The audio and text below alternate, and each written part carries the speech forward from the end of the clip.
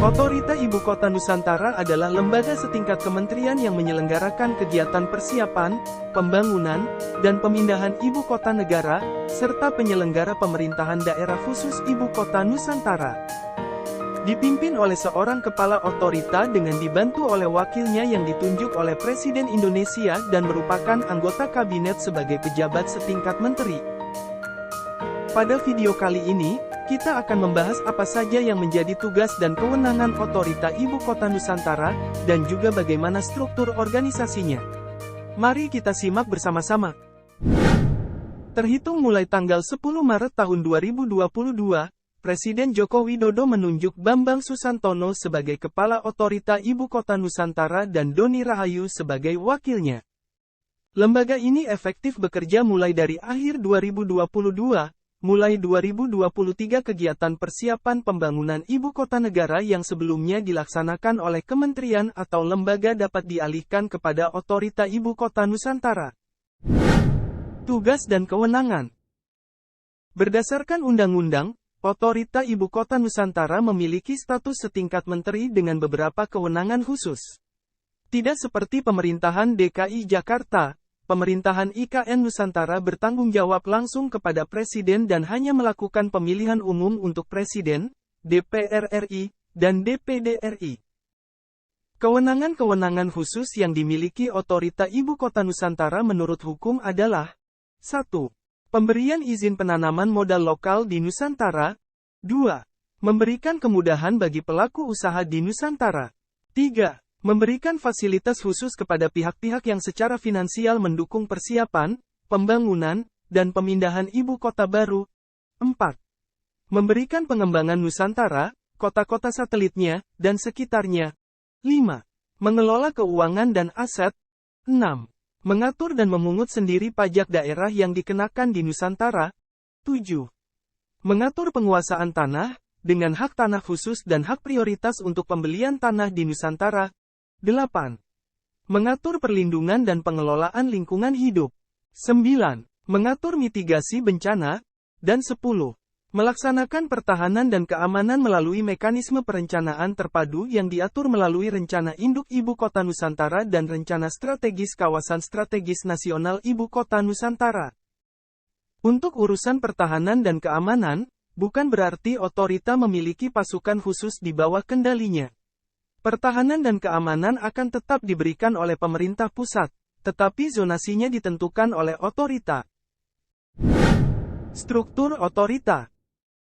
Pada Januari tahun 2021, Presiden Joko Widodo mengumumkan penunjukan 3 tokoh dunia sebagai Dewan Pengarah IKN, yaitu Sheikh Mohammed bin Zayed Al Nahyan, Putra Mahkota Abu Dhabi Uni Emirat Arab, Masayoshi Son, CEO SoftBank Jepang, Tony Blair, mantan Perdana Menteri Inggris. Penunjukan ketiga tokoh ini bertujuan untuk meningkatkan kepercayaan dunia untuk dapat terlibat dalam pengembangan Nusantara. Meski ketiga tokoh tersebut menjadi anggota Dewan Pengarah, Presiden memastikan bahwa pemerintah tidak berutang kepada pihak asing tersebut namun melakukan mekanisme kerjasama dan tidak akan menggaji para anggota Dewan Pengarah itu. Pertengahan Maret tahun 2022, Masayoshi Son menyatakan mundur dari rencana pengembangan Nusantara. Pemerintah menyatakan bahwa dia bukan lagi anggota Dewan Pengarah dan penggantinya akan segera ditentukan. Kepala dan Wakil Kepala Otorita Ibu Kota Nusantara dipilih, dilantik, dan diberhentikan oleh Presiden Indonesia tanpa persetujuan namun perlu berkonsultasi terlebih dahulu kepada Dewan Perwakilan Rakyat Republik Indonesia. Pemimpin otorita menjabat selama 5 tahun dan dapat ditunjuk kembali untuk jabatan yang sama. Pada umumnya, kepala dan wakil kepala otorita dijabat oleh seorang independen dan bukan merupakan jabatan politik. Mantan Wakil Menteri Perhubungan Kabinet Indonesia Bersatu II, Bambang Susantono dan Managing Director Presiden Office Sinar Mas Land, Doni Rahayu diambil sumpahnya sebagai Kepala dan Wakil Kepala Otorita Ibu Kota Nusantara yang pertama pada tanggal 10 Maret tahun 2022 di Istana Merdeka untuk masa jabatan tahun 2022 sampai tahun 2027. Organisasi dan Tata Kerja. Tanggal 9 September tahun 2022, Kepala Otorita IKN, menetapkan Peraturan Kepala Otorita IKN Nomor 1 Tahun 2022, tentang organisasi dan tata kerja Otorita Ibu Kota Nusantara.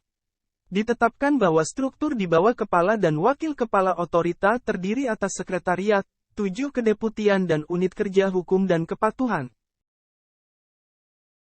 Pada tanggal 13 Oktober tahun 2022, dilakukan pelantikan terhadap 5 pejabat tinggi media oleh Kepala Otorita IKN berdasarkan Keputusan Presiden Republik Indonesia Nomor 123/TPA tahun 2022, tentang pengangkatan dalam jabatan pimpinan tinggi media di lingkungan Otorita Ibu Kota Nusantara.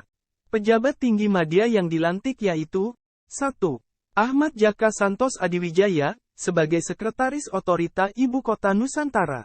2. Thomas Bupati Tena Bolodadi, sebagai Deputi Bidang Pengendalian Pembangunan Otorita Ibu Kota Nusantara. 3. Muhammad Ali Berawi, sebagai Deputi Bidang Transformasi Hijau dan Digital Otorita Ibu Kota Nusantara. 4. Mirna Asnawati Safitri, sebagai Deputi Bidang Lingkungan Hidup dan Sumber Daya Alam Otorita Ibu Kota Nusantara.